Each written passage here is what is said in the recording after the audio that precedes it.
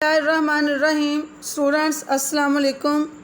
آج کے اپنے اس پی ایس کے لیکچر میں ہم مشرقی پاکستان کی علیحدگی کے جو اسباب ہیں ان کو ڈسکس کریں گے۔ جغرافیائی فاصلہ۔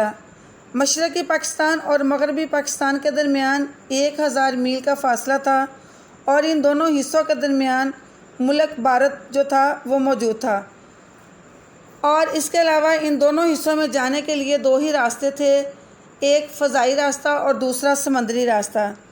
اس کے علاوہ 1947 میں تقسیم ہند کے بعد ہی سے پاکستان کی سالمیت کو نقصان پہنچانے کی کوششوں میں ہندوستان جو تھا وہ مصروف تھا۔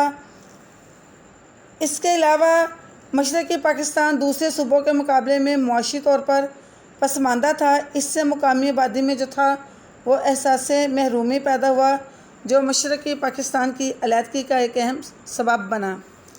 اس کے علاوہ تجارت و ملازمت پر ہندوؤں کے اثرات۔ مشرقی پاکستان میں تجارت و سرکاری ملازمتوں پر کافی تعداد میں جو تھا وہ ہندو لوگ چھائے ہوئے تھے، اور وہ خاص منصوبے کے تحت لوگوں کے اندر علیحدگی کے جذبات کو ابھار رہے تھے۔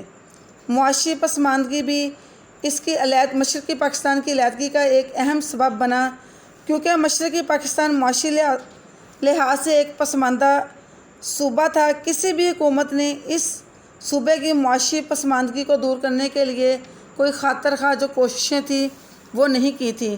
اس کے علاوہ ہندو اساتذہ کا کردار بھی مشرقی پاکستان کی علیحدگی کا ایک اہم سبب ہے، کیونکہ مشرقی پاکستان میں تعلیم کا شعبہ پوری طرح ہندوؤں کے کنٹرول میں تھا۔ انہوں نے بنگالیوں